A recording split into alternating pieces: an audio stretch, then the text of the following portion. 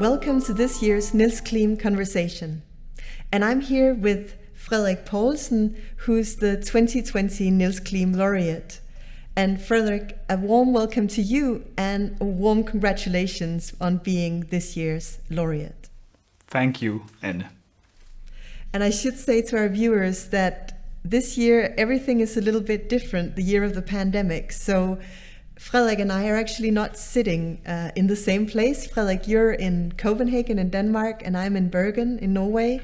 But I'm pleased nonetheless that it was possible for us to have this conversation today.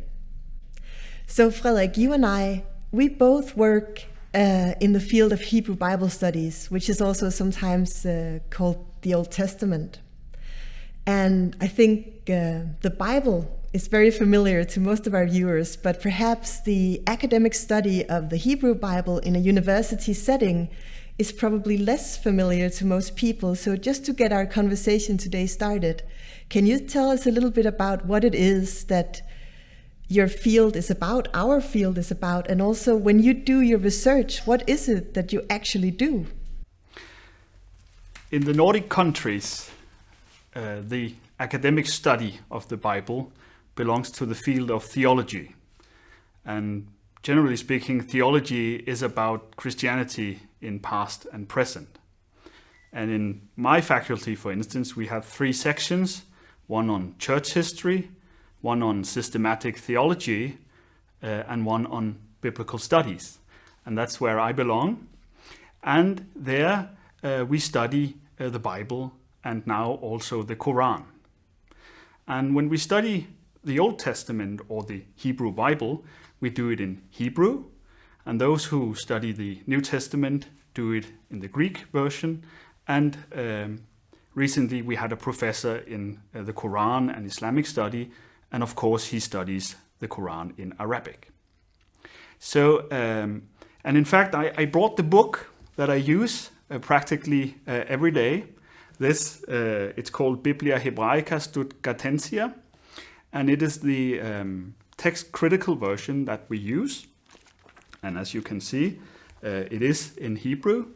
You have the text and you have text critical notes as well, with variation in the ancient manuscripts and proposals for different readings.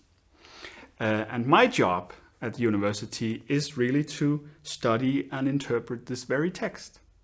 And I also have a job as teacher, where I teach theology students how to read and interpret the text. And Biblia Hebraica Stuttgartensia contains text from antiquity, perhaps around 2,500 years old, religious texts. And when we read and interpret them, we need 2 things, at least. We need some basic knowledge about the society in which these texts emerged. And we also need interpretive skills in order to be able to translate the text and to evaluate different textual traditions and to really do meticulous interpretation of the words and sentences and so on. But it's important also to mention that the Hebrew Bible, or the Old Testament as we call it in our religious tradition, is actually more things at the same time, because it's a collection of ancient texts from ancient Judaism, but it is also a collection of texts that are read and interpreted in religious communities today, in the synagogue and in the church. So on the one hand, it is a collection of sources to an ancient religion, and on the other hand, it is canonical scriptures to religious people today. And this has sometimes caused some tensions within scholarship. What is the Hebrew Bible, Old Testament, and what should we do? What is the primary focus of our investigation?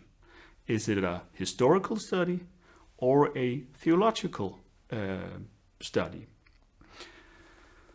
And in my view, I'm perhaps more pragmatic. I think both perspectives are really relevant.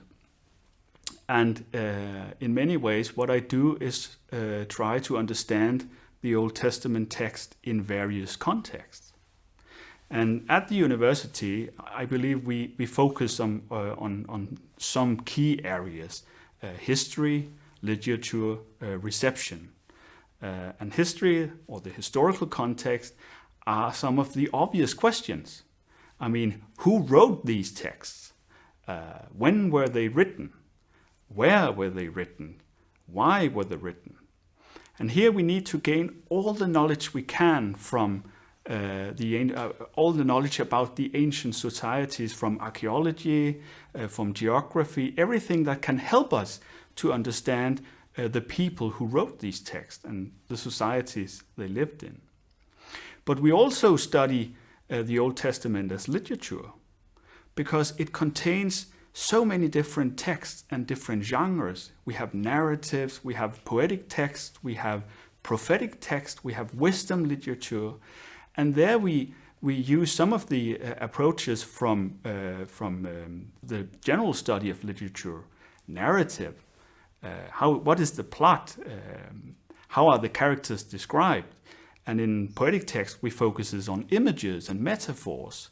How does this text work as a text? But we also look at the reception. How has this text been read and understood and interpreted through at least 2,500 years? Perhaps at the university we focus mostly on the ancient context, but also, and this is, there are coming more and more studies now about all history of reception of the Bible in religious communities and in culture broadly speaking.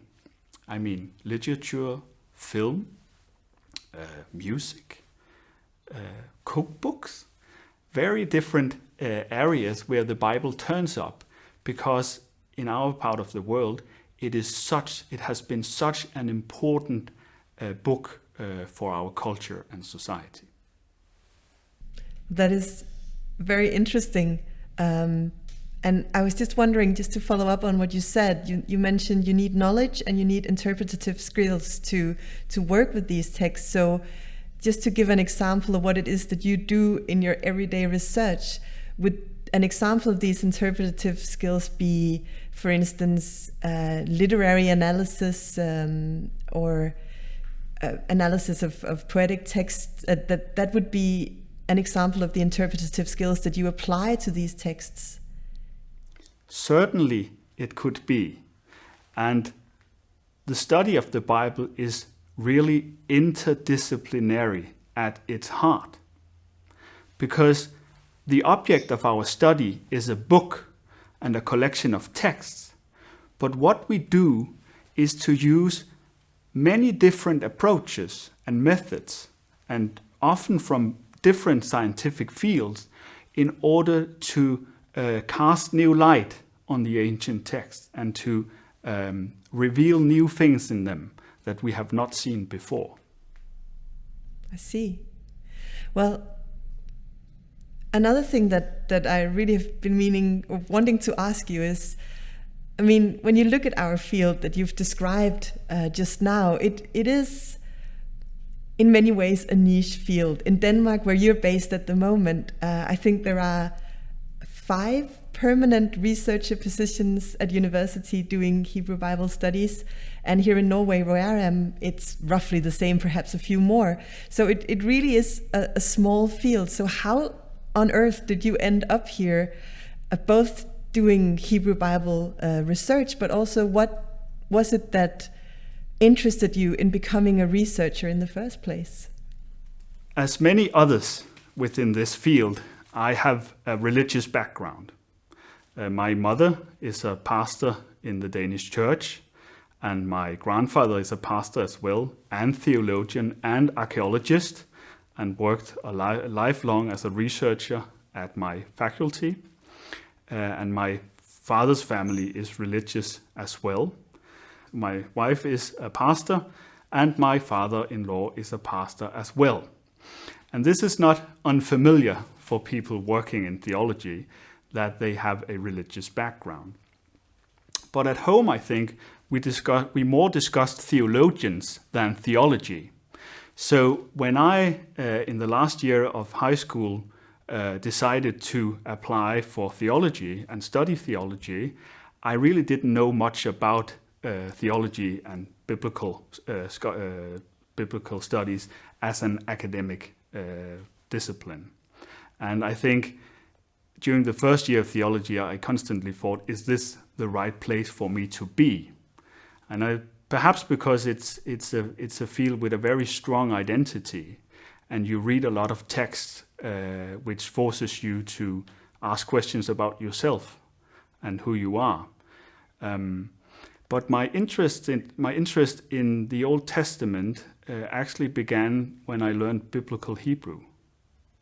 And I believe we had the same teacher, Karen Martens, a beautiful and very inspiring woman.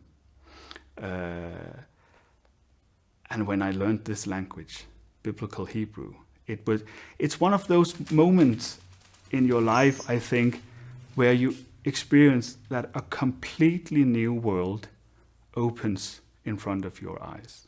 That was my experience when I learned biblical Hebrew.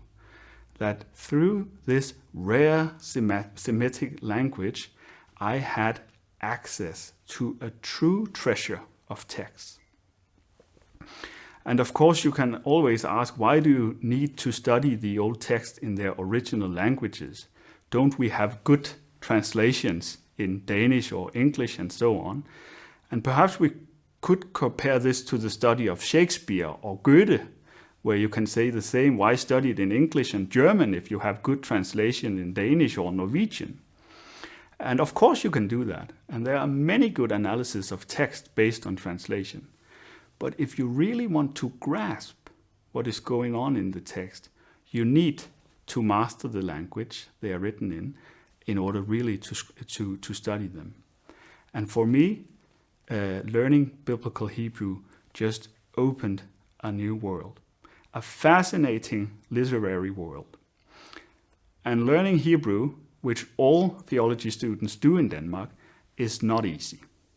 And perhaps that also tricked me, that this is difficult. And I'm not that good at languages, and I'm still struggling every day, in fact, in order to understand this rare language, but it just tricked me. Learning the language and focusing on the text is just what I like to do, and try to master this field. And you probably share the same experience as I do, that the Old Testament or the Hebrew Bible just has everything. I mean, if you're interested in ancient cultures and ancient empires like those in Egypt or Babylon, the Old Testament is the right place to go. If you're interested in world-class literature, moving stories and fascinating poetry, the Old Testament is the way is the place to be, or is the book to read. And if you're interested in the religious heritage of Europe, then the Old Testament, I mean, it's treasured by Jews and Christians and Muslims. So it's really a key to understanding many things in our world today. And for me, the Old Testament is not only a window into an ancient culture, but also a window to my own culture. I believe I understand my culture better when I read and study the Old Testament. And a life as a researcher is really good because you have time to focus, you have time to concentrate, you have time to go into detail. And as a researcher in the Bible, your job is not just to apply new methods or to see new things in the text that have not been observed before. You're also a custodian. You take care of a rich tradition and you pass it on to the next generation. And I think that's what I like about what I do, this custodian job. And as you said, there are only 5 positions in Denmark at the moment. university positions with researchers studying the Old Testament. And in a way, I feel we have a double obligations. And I think many of our colleagues in the Nordic countries feel this way, because on the one hand, you need really to focus and specialize and enter into an international dialogue about text interpretation and understanding the Bible and so on. But on the other hand, you also need to address a broader Danish audience in order to introduce them to the Bible and to this fascinating world. You need to write introductions and textbooks and participate in the translation of the Old and New Testament into modern Danish or modern Norwegian or modern Finnish or Swedish or and so on. And that's what I also like about what I do, that because I am from a small country with a small language, I have this double obligation, both to be one specialized and corresponding with people all over the world, but also being a local expert and helping Danes to understand the Bible. I like that image of Hebrew Bible scholars as almost guardians of secret knowledge. I'll keep that in mind. You mentioned one thing that I'd like to follow up on, which is that when you read ancient texts like the Hebrew Bible, or any text basically, it forces you to ask questions about yourself all the time, if I understood you correctly. Will you say a little bit more about that? How does that work?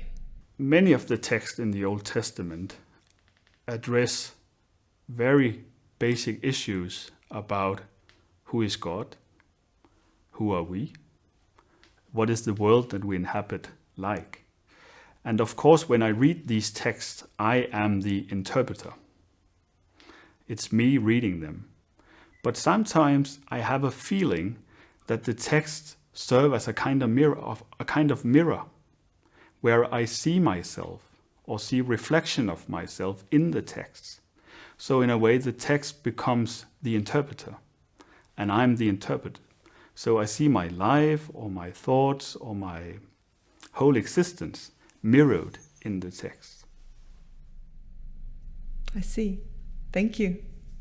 Frederik, the title of your current research project is Tales from a Strange Land, and it's a 2-year postdoc project. It's funded by the Carlsberg Foundation in Denmark, and in this project you look at aspects of assimilation, sense of belonging in a number of selected Hebrew Bible texts. So you look at the Joseph story from the book of Genesis, you look at the book of Esther, the book of Daniel, and also the apocryphal book of Tobit. So will you tell us a little bit more about this research project that you're practically in the middle of, and also what it is that you hope to find? My current research project concerns opportunities and challenges in foreign lands. It's about relations to the homeland and to hostland cultures, and many of those dilemmas that we are in when we are in foreign countries. And we have stories in the Bible, as you said, the story about Joseph and his brothers. They end up in Egypt. We have the story about Esther and Mordecai, who live at the Persian court. And we have the story about Daniel and his friends, who live at the Babylonian court. And these biblical stories in many ways show some of the dilemmas that people are in when they live outside their homeland. Constantly, they need to negotiate issues about identity, culture, and religion. And my general idea of this project is that the characters serve as a kind of role models or illustrations of different ways that you can live as a Jew in a non-Jewish culture. I'm really looking forward to see the results of that project. And one of the things that I find interesting is how strong a link there is between the project you're working on now and then what was your former research project in a way, which was another postdoc project, which resulted in a monograph that was published by Mor Siebeck last year in 2019. And it was on the concept of exile in the book of Isaiah in the Hebrew Bible, where you describe the black hole, as you call it, in Isaiah. So will you say a bit more about the links between that project and what you're working on now? But also, it seems that you're, in a way, focusing on these concepts of the sense of belonging, on being away from home, as you said before, being in a strange land and how to deal with that. And what is it that fascinates you so about these topics, but also what is it that makes them so pertinent to a study of the Hebrew Bible? Exile itself, I think, is a very interesting concept. What does it mean to be far away from home? And as you said, it is really a key theme in the Old Testament. But in our culture, I believe, it's also a strong image for existential concerns. That you feel that you are not in the right place. That you, even at home, you perhaps do not feel at home. So I think this is why I began working on the concept of exile. Earlier, I studied different representation of Jerusalem in the Old Testament. And of course, in some texts, Jerusalem is destroyed and the inhabitants are forced away into exile. And good colleagues at the department, Ingrid Hjelm and you yourself, chaired a research group some years ago about exile. And so I gained a lot of inspirations and ideas from you. Well, that's lovely to hear. The research group you mentioned on exile and identity, we decided to work on that back in the day because we saw it as a key theme in the Hebrew Bible. Exactly the theme of Jerusalem being destroyed, the people being away from home, and so on, as you've mentioned. Would you say that it's the key theme in the Hebrew Bible, or is that going too far? It is certainly a key theme, no doubt about that. And I believe it goes back to a very essential experience or event in the early 6th century BCE, that is 2,600 years ago, the Babylonian destruction of Jerusalem, which in the ancient world was a little like 9/11, I believe, in our time. The destruction of a temple, of a symbol, which meant that a symbol collapsed and the worldview collapsed. So new questions were asked. And if you look at abiding implications of the destruction of the temple in 587 BCE, I think there are two very important. The first one is texts. If you want to produce text, destroy a temple. Because many of the texts in the Old Testament reflects on this very event or experience. We have historical accounts of how the Babylonian army arrives and destroys the city. We have poetic texts, psalms and lament, psalms that mourn the destructions. And we have prophetic texts that attempt to formulate a new hope for the people after the destruction of Jerusalem. So that's the first implication. A lot of text, again, contained in this book that we study. And the other thing, the other very important implication of the destruction was that Jews were spread all over the Middle East. Of course, some stayed by the ruins of the destroyed city. Others fled to the surrounding areas. Some fled to Egypt, and others were forced away to Babylon to work there. And what happened was that they stayed. Even though, as far as we can see from historical evidence, even though they, a couple of generations later, had the opportunity to return to the homeland of their ancestors, they chose to stay.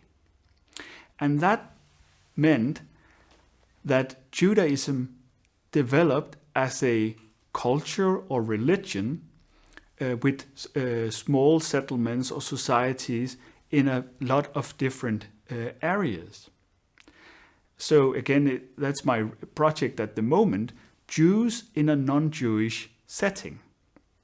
And as far as we can see, outer markers were used in order to strengthen the identity as a Jew. Circumcision, for instance, some dietary habits, Sabbath observance, and the prohibition against mixed marriages in order to secure the group or the ethnicity of the group. But also the religion changed, because back in the old days, back in Jerusalem, the temple was the very center of religion. And religion was in fact to make offerings, animals or bread or something to Yahweh, to God in the temple. But what do you do if you don't have a temple? Then you need to develop or strengthen new kinds of religious practices.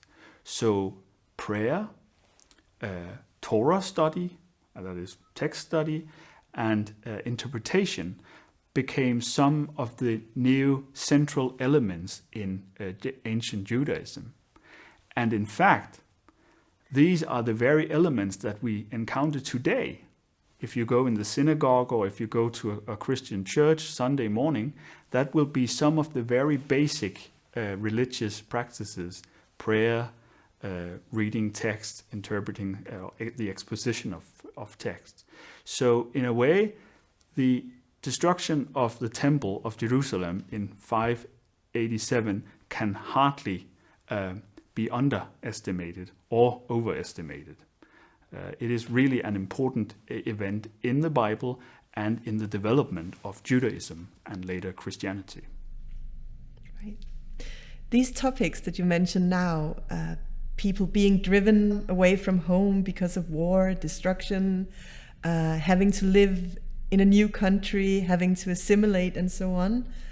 I mean, these are clearly topics that are highly, highly relevant in our world today, in the social and political environment that we're in now.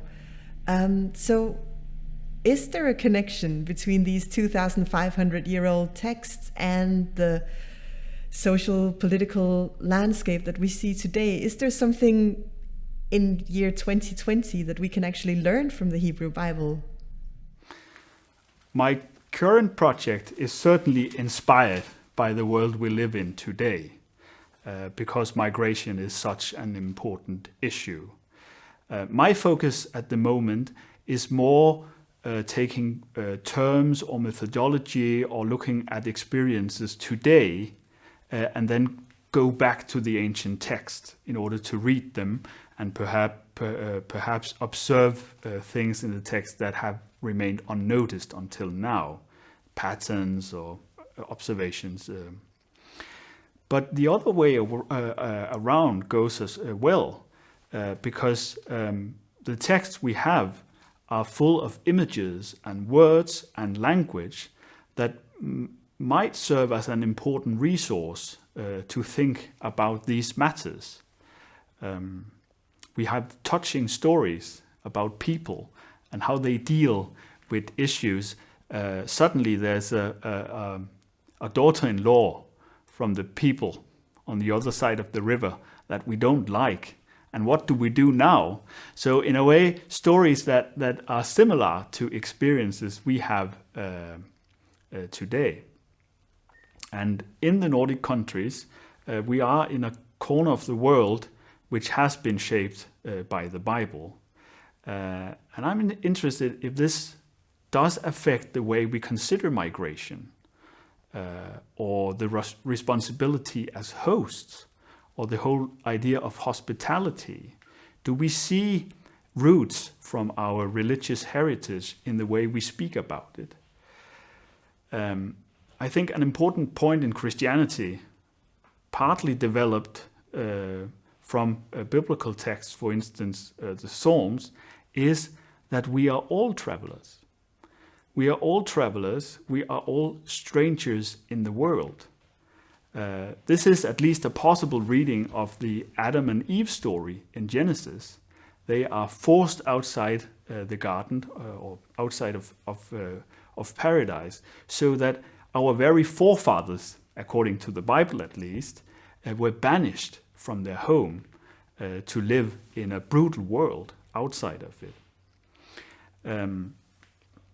And in the laws of Moses, for instance, there is a constant reminder that you need to take care of foreigners because you yourself was a foreigner in Egypt. So we have, again, words or commandments in this old religious heritage that might have shaped the way we think about it. And as I said, my focus at the moment is migration in the Bible. But later, I really hope to address the issue about the Bible among migrants. Because I believe that it really plays a crucial role for many migrants or Christians from Africa or Asia coming into our societies, that in order for them to understand their new situation, they go to the Bible. So at the moment I study migration in the Bible, but hopefully later I will be able to study the Bible among migrants. Sounds very interesting. So we're all wandering Arameans like Father Abraham. Yes, that's true. You mentioned how in your current project you're using insights and experiences from the modern world to illuminate Hebrew Bible texts. Can you give us just one example of how that works? One way you can do it is that you can go to theory and methods developed in scientific approaches that concern migration today. And a field that I find particularly interesting is Diaspora Studies. You know, diaspora is people who live abroad permanently, but still have some kind of connection to the land of origin. And since the 1980s, they have developed a lot of concepts and tools you can use in order to analyze this phenomenon today. And what I do is to take those tools and then try to apply them to the ancient text in order to see if they can reveal something about these questions to us. But experience could also be, if you read the Joseph story or the Book of Ruth, stories where people are being trafficked or are really vulnerable in the societies that they live in. Perhaps such experiences in the Bible can be illuminated by looking at experiences today of women being trafficked and work in foreign places. That's a really good point. And of course, when you say that, the story of Joseph in the book of Genesis, in a way, he's also an example of human trafficking when he's sold off to Egypt. Interesting. You mentioned a few minutes ago how Adam and Eve are the original refugees in a way when they're sent out of Eden. And tomorrow there is the Nils Klim seminar. And the title is, if I remember correctly, Beyond Eden. Outside Eden. Outside Eden, I do apologize. And there you've had the opportunity to invite a couple of colleagues from our field to discuss a topic with you. And you've invited Professor Kristin Joachimsen from MF School of Theology in Oslo, and also senior lecturer Casey Strine from the University of Sheffield in the UK. And together you are going to discuss exactly outside Eden. Will you tell us just a little bit more about what you would like to discuss tomorrow during the seminar? What you're hoping that your conversation, the three of you, what it will lead to? The Bible contains numerous stories about migration and life among foreigners. And as you mentioned, Adam and Eve are driven out of Eden, and the old patriarch Abraham and his family travel as strangers. And even Moses is a kind of exilic figure because his home is in the wilderness, outside of civilization. So my idea with this seminar is to gather colleagues to discuss broadly the issue of migration in the Bible as a literary motif and reflections that we find in the Bible. And Casey Strine will study the David story and how David, the famous king of Israel, is a asylum seeker and a refugee. And our colleague Kristin Joachimsen in Oslo will address issues about hospitality and the very risk involved in hospitality in the book of Ruth. And I myself will talk about two of perhaps the most famous figures in the Old Testament, Cain, the older brother of Abel, and Jonah, the one with the fish. Because migration or movement or flight is such an essential theme in these stories. We often forget, but half of the story about Cain and Abel is actually the punishment of Cain, where he is punished to live as a wandering fugitive, or a norwenot, as it's called in Hebrew. There's a wordplay there. So he is condemned to a life as an internal refugee, constantly moving around without any secure base. And Jonah is also a man or a character who is on the flight. He tries to flee from the task that God wants him to do, pronounce a judgment in Nineveh. So he flees. And he takes a boat, and he's even thrown into the water and sinks down to the very bottom or the very roots of the mountains. So there you see motives of movement or migration in different ways. And what I hope that the conversation will uncover is nuances, that we become aware in how many ways migration is portrayed in the Old Testament, and I hope that I and my colleagues will be able to show the richness of perspectives on this issue in the Bible.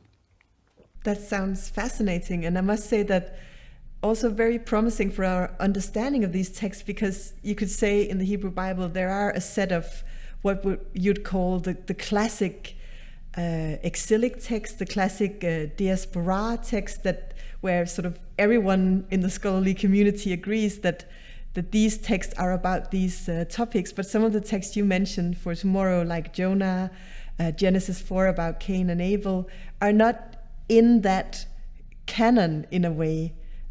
So I'm sure you'll really be able to bring out something new in your conversation. I'm looking very much forward to it. So Frederik, we're sitting here today because you're this year's Nils Klim laureate. And this, of course, is a great honor. It's a great achievement, and it's a wonderful testament to your scholarship and to you as a scholar. What does it mean to you to be the Nils Klim laureate, and how do you think that it's going to impact your career in the future? It is a great honor, and I'm very happy about it.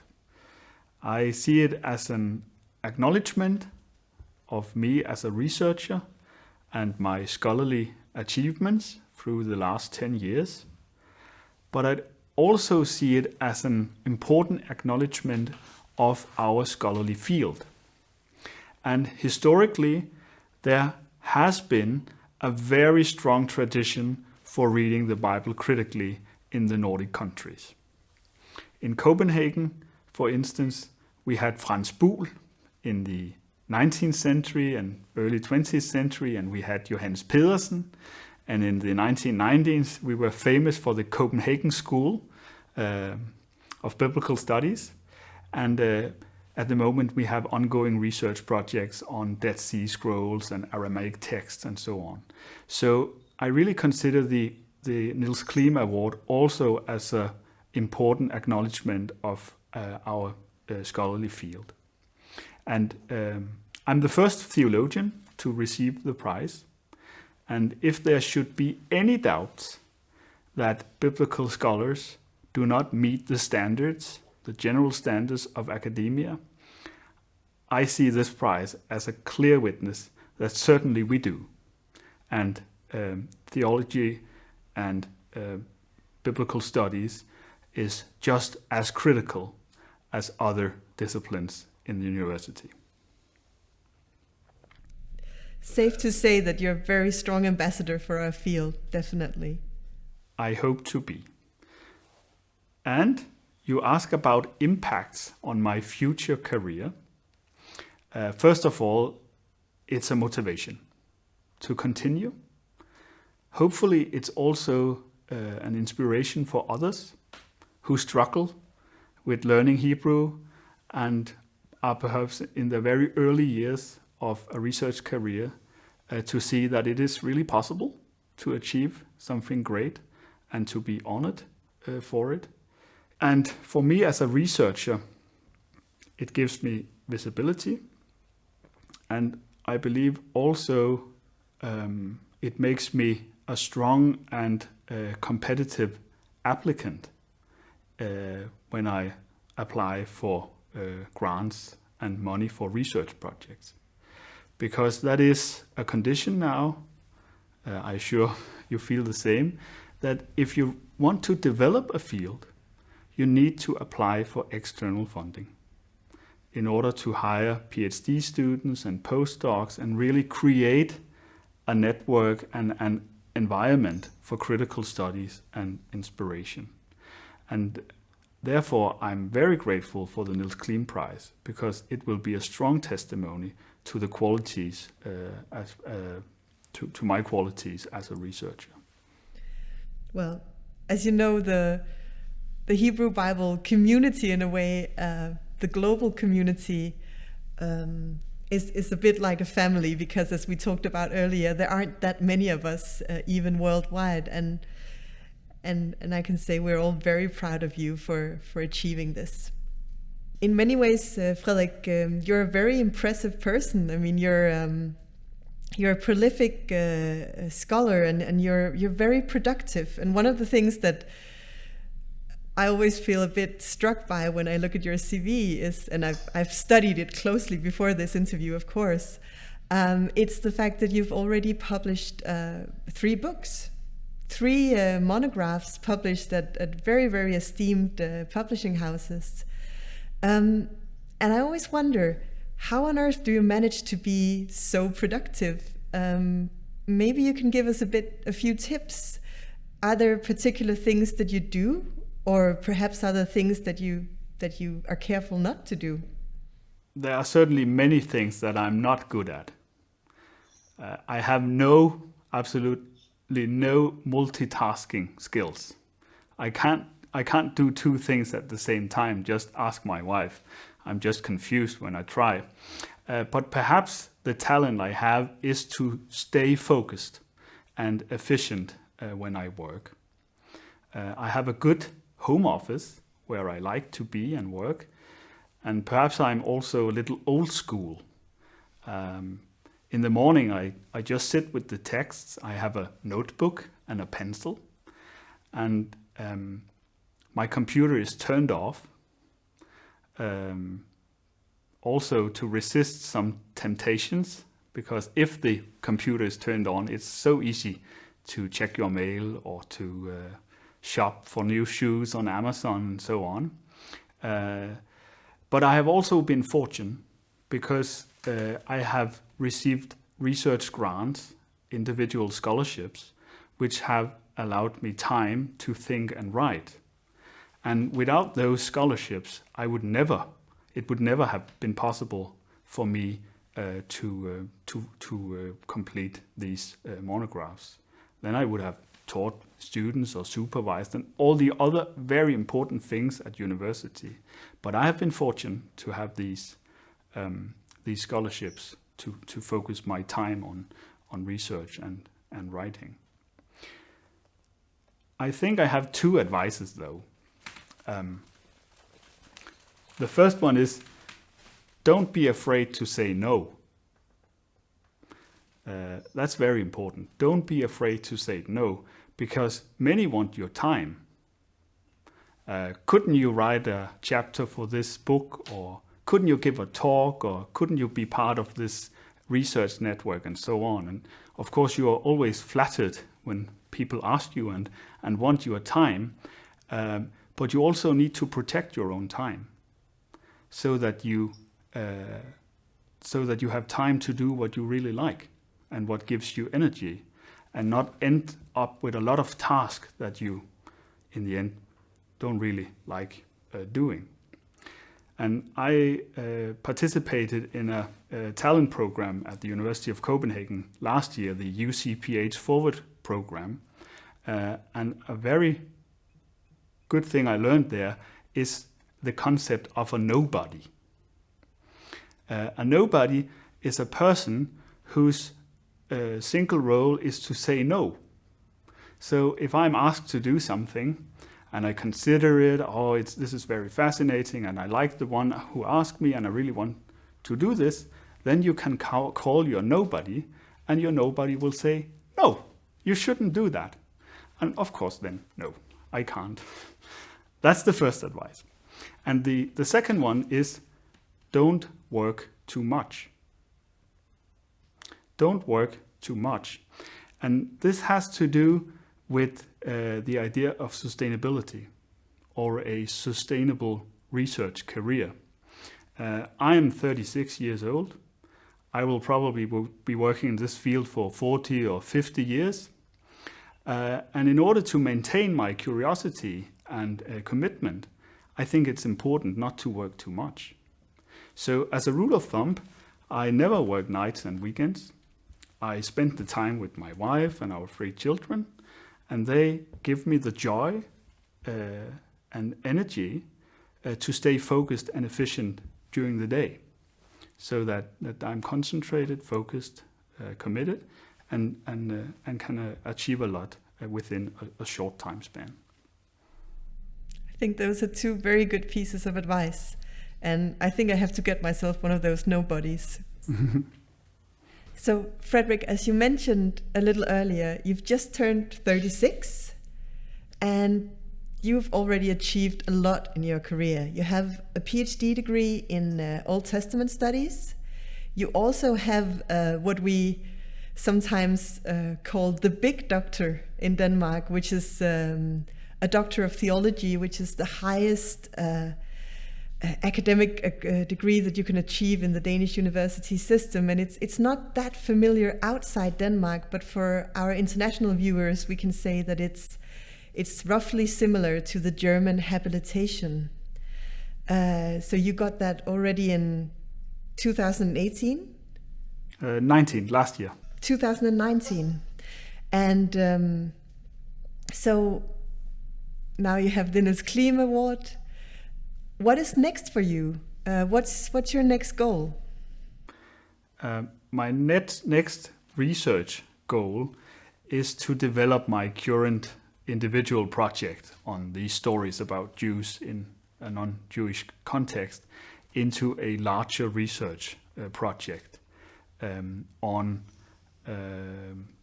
Jewish settlements outside of Jerusalem in the centuries after the destruction of the temple. What we can call the diaspora, the early Jewish diaspora societies in Egypt and in Babylon and in Persia. And there I would like to look at a broad range of texts. At the moment I'm studying these small stories, almost like short stories or novellas. But we have a lot of other texts dealing with issues in these centuries. We have the books, the Ezra and Nehemiah, the books of Ezra and Nehemiah, where we follow two Jews who live at foreign courts, but travel back to Jerusalem in order to restore the temple and the city, and in order to rebuild the society there. So there is a different view of diaspora, where leadership is placed in the diaspora, and the homeland is the one in need of direction and guidance. And then we have the prophetic texts, and there we find a very clear call for return. And this is very interesting because in the stories I study at the moment, the return to the land of the ancestor plays no role at all. For Esther and Mordechai, their life in Susa, or Susa where they live, is the place where they feel at home, where they belong. I mean, Jerusalem is just out of mind. But in the prophetic literature, we constantly have the call for return. In the book of Isaiah, some of the chapters were some decades ago ascribed to an independent prophet, the prophet of the exile, calling his companions in Babylon to return. And we often teach our students that these chapters were written in Babylon, and then people brought them back home to Jerusalem, and they became a part of the big Isaiah scroll. But perhaps if you look at who would be interested in the people from the diaspora to return, it could be the homeland community. So although we have text where the prophets are situated or located in exile, in the diaspora, calling for people to return, these texts perhaps represent the perspective of the homeland community. A community which is desperately for economic resources and for help. And this is a way of, it's a kind of propaganda in order to bring people home. And in addition to the biblical texts that we have in the Old Testament, we have a lot of small witnesses from texts outside of the Bible, due to archaeological surveys in Babylon, for instance, and in Egypt, where we have evidence of these small Jewish settlements, and evidence which points in a different direction than the impression we get by reading the text in the Bible. So this project would also match what we know from texts outside of the Bible with the representations of the diaspora in the Bible. So this is the huge project that I hope to be able to realize in the coming years. But for many years I have worked on prophetic text and poetic text, and in the recent year I've then turned to the narratives, and that is fascinating to read the biblical narratives. So I myself, as a scholar, would like to go to other famous narratives in the Bible. For instance, the David story. And I know, Anne, you are very familiar with the David story in the book of Samuel. And it's like an opera with drama and with songs and beautiful scenes and a lot of suspense and also theological witness. So it has everything in the book of Samuel. So I would like to turn to David, perhaps not in the 20s, in the 30s, perhaps when I have time for it, but certainly the David story is something that I need to study carefully. And then finally, a very big project is a commentary on the book of Isaiah. I have studied Isaiah most of my career until now, and it's such a fascinating and complex book, And of course there are many commentaries already, but in a way the biblical commentary is the big thing that you can leave behind for the next generation. So, and it will probably take 10 or 20 years to write, but let's see. That at least it's a dream to do that. That's true. The commentary in biblical studies is that's often almost the memorial that people leave behind in a way. But I've also noticed when I teach students that aren't theology students that the commentary is not necessarily familiar to all. So just to follow up on that, what exactly is a commentary in biblical studies?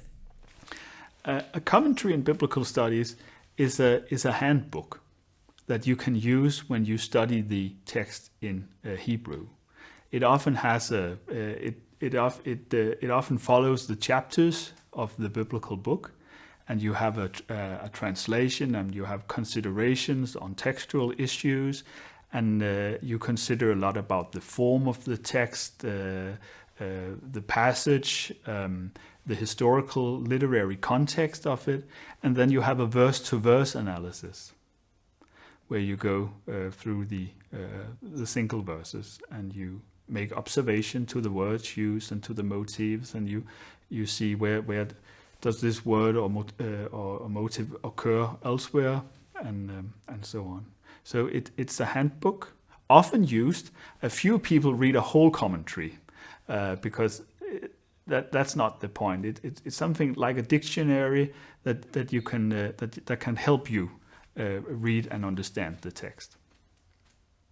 You also mentioned as the first part of your tripart plan, if I can call it that you'd like to continue your research on displacement and being away from home and being happy with it, or being away from home and being unhappy with it. And you mentioned how this would be a larger project than what you've done so far.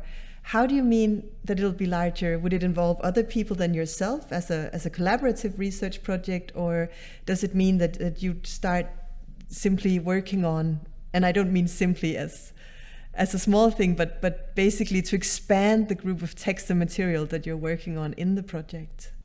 My vision is a team where with different roles, a couple of PhD students becoming experts in some of the key biblical texts, and a postdoc perhaps from archaeology, Near Eastern studies with an expertise in societies, because key questions when reading these texts are also how was the imperial structures in these days. First it was the Babylonian Empire, and then the Persian Empire, and they conquered Egypt. So the Persian Empire was in fact the entire context for the emergence of these texts. And to have an expert from outside biblical scholars who brings knowledge and expertise from other fields, it would be very good. And also one specialized in modern migration studies or diaspora studies, who can bring methodology and theory to the group as a whole would be very good. So again, interdisciplinary in nature, certainly. That sounds wonderful. I really hope that you'll be able to bring that group together so that you can do that work. Well, we're approaching the end of our time together, and the last question I wanted to put to you is about the direction that our field is moving in. The field of Hebrew Bible studies that has been around for, at least in its current sort of early modern form, for at least 200 to 300 years, but of course the texts have been here for so much longer. How do you see the future of our field? What direction are we moving in? And also, what are the challenges that are posed to us as theologians and also as biblical scholars? Our field is developing intensively in these years. And there are a lot of opportunities, but also some challenges. One challenge, I think, is that it's becoming more and more difficult to master the field due to two things. The first one is the manifold of new perspectives. In a way, Hebrew Bible scholarship is being globalized at the moment. Because historically, as you said, the critical investigation of the Bible was primarily done in Protestant countries. Nordic countries, Germany, the Netherlands, England, the US, South Africa, Australia. But now, and this is a very important development, people from Eastern Europe, from Asia, from Africa join the international conversation about Bible interpretation. And they are new readers, they bring new questions to the texts, and they bring new observations to the table when we are discussing the texts. So this is really an opportunity for our field at the moment, that so many voices are joined or enter into the dialogue. But again, it's a challenge then, really to have the overview of what is going on. A second thing is that we also experience specialization. And of course, it has always been here. Texts are studied, verses are studied, even words are studied. And it's not unfamiliar in our field to have a scientific article which discusses the meaning of one word in 30 pages or so. So it has always been there. But it also happens that some of the key areas become sub-disciplines or sub-areas of studies. For instance, Dead Sea Scrolls, which is a very fascinating field and which has the potential to bring a lot of insight to the interpretation of the Bible. But sometimes it lives alive on its own. It's almost independent of of Old Testament studies. Perhaps you can say that if you enter the cave of the Dead Sea Scrolls, it's very difficult to come out again. And when you ask for a direction of the field, what I would hope for is focus. And that is perhaps because of my religious background. But for me, the focus is the book and the text that we have. And all that we do should help us to understand this collection of texts. So somehow ensure the connection between the general study of the Hebrew Bible, Old Testament, and then the more specialized areas like archaeology or Dead Sea Scrolls or Samaritan studies and so on, so that we in a way all work together in order to understand this collection of scriptures.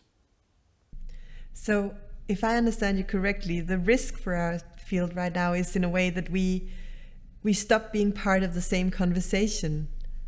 And that means that we'll miss out. We won't have the benefit of the insights that other people get to in their work. So how do we do it?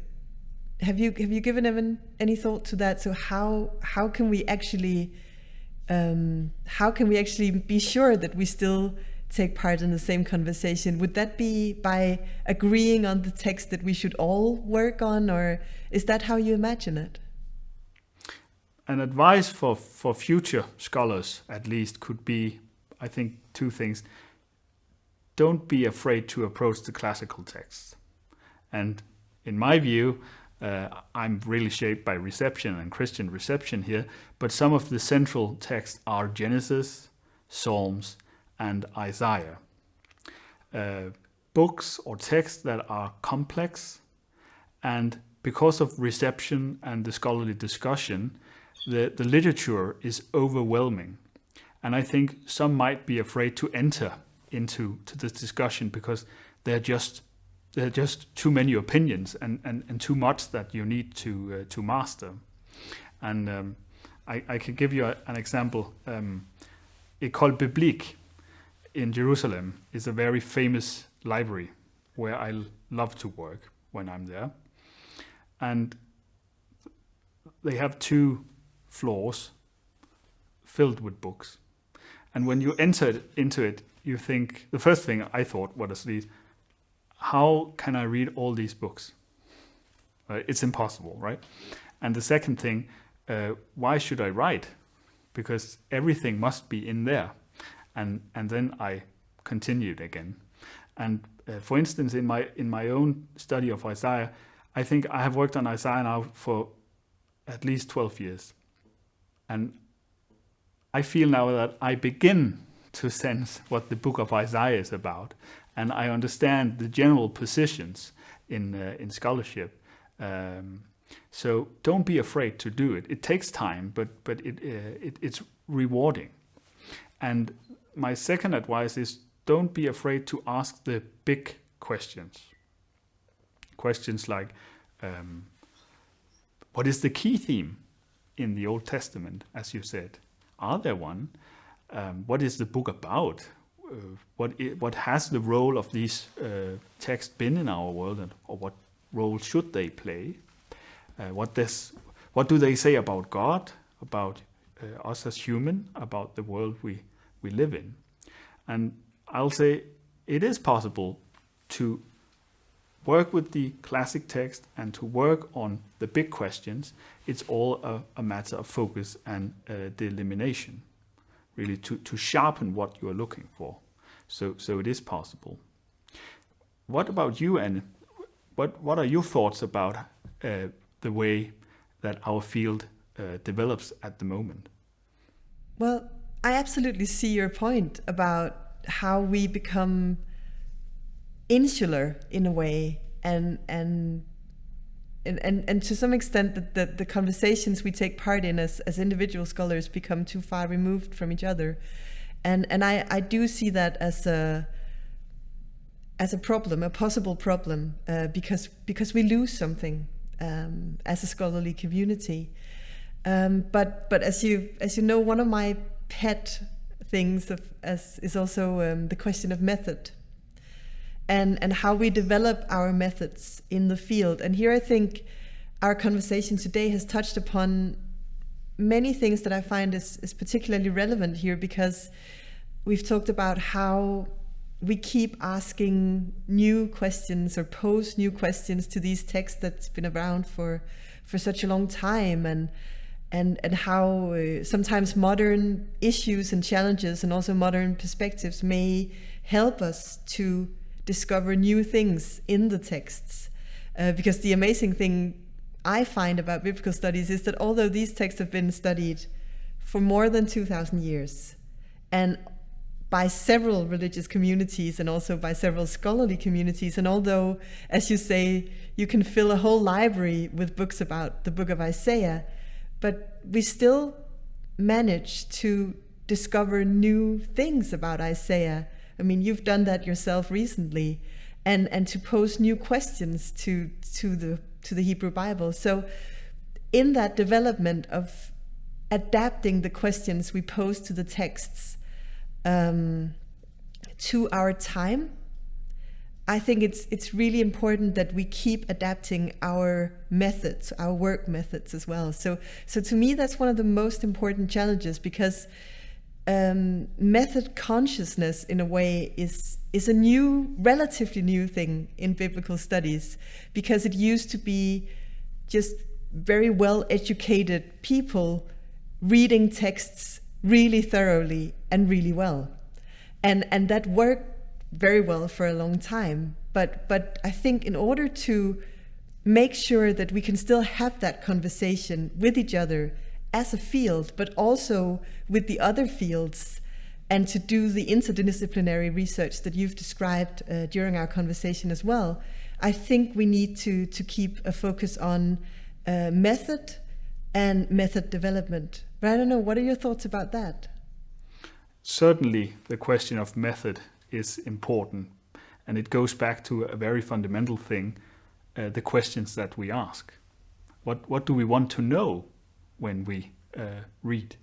What are we looking for? and method consciousness, as you say. And of course, this is not a new thing in biblical scholarship. In a way, it has always been there. That of course you bring questions that are relevant of your own time to the text and methodology from other areas. And I remember a conference where one said that we often say that 50 or 70 years ago it was much easier because everything was redaction criticism. That is, how did the exact text that we have come into being? How did it develop from a single word to a literary text? And then he added, but it was so boring. So, of course, it is an opportunity and a richness with all these new perspectives and all new questions and new methods brought to the same core of text. And perhaps the thing we should remember is just to keep reading, because that's what we have. We have a collection of texts that hardly changes. They are the same, and readers before us encountered the same text, and readers after us will encounter the same text. So keep the focus on the text, but also, of course, consider what you ask for and how you ask. I think that's a good strategy, and it's certainly not boring. One final thing I'd like to address was what you said about working on the classical texts. And you mentioned as examples of classical texts the book of Genesis, the book of Psalms, and the book of Isaiah. And in a way, those are also the Hebrew Bible texts that play an important role in the New Testament as well, the Greek Bible. But then I can't help thinking about the question of canon, that the Bible we have today is a result of a historical process of canonization. Sometime in the 1st century CE, a group of theologians decided that the Bible we have today should look as it does, more or less. So in a way, that's a historical process, a historical development that came quite a bit later than when the texts themselves were written down, although it had probably developed over several centuries.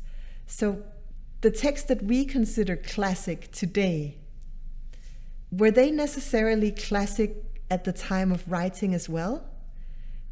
And should we, as biblical scholars, should we focus on the text that we see as classic, or should we try to take that historical development into account as well, and in a way try to think outside the textual box and not limit ourselves too much to the classical texts? I think I'm very pragmatic. We should do both. We should stay with the classics, and you're right that Genesis, Psalms, and Isaiah are the books mostly used by the New Testament authors. And if you go to Qumran and the Dead Sea Scrolls, where we have copies of biblical texts, these are also among the texts of which they have most copies. That is, that they used most. And if you go to rabbinic tradition and Christian tradition, these books are highlights.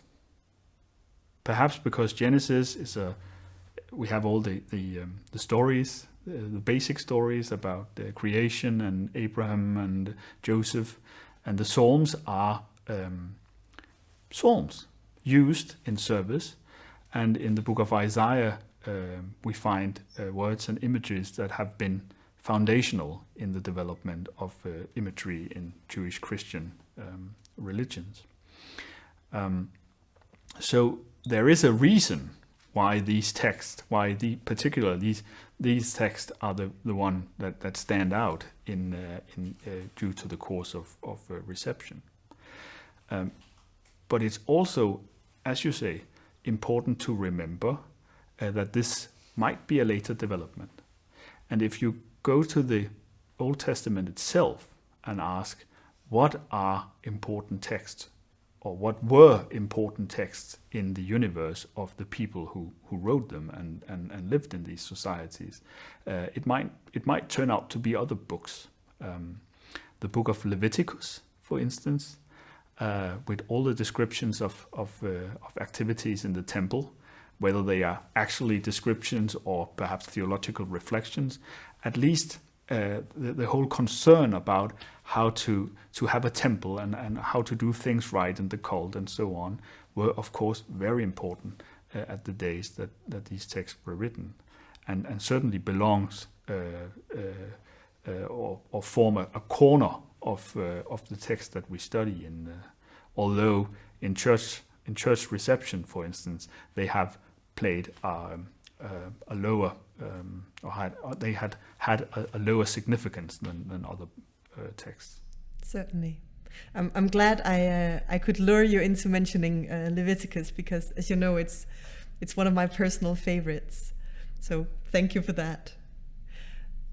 We're approaching the end of our conversation, and I must say it's been an absolute pleasure talking to you, Frederik, and to get to know you more, and also to know more about your research and your plans for the future. So I just want to thank you very much for our conversation, and also again to wish you a warm congratulations on being this year's Nils Klim laureate. It's really very well done and very, very well deserved. So congratulations and thank you.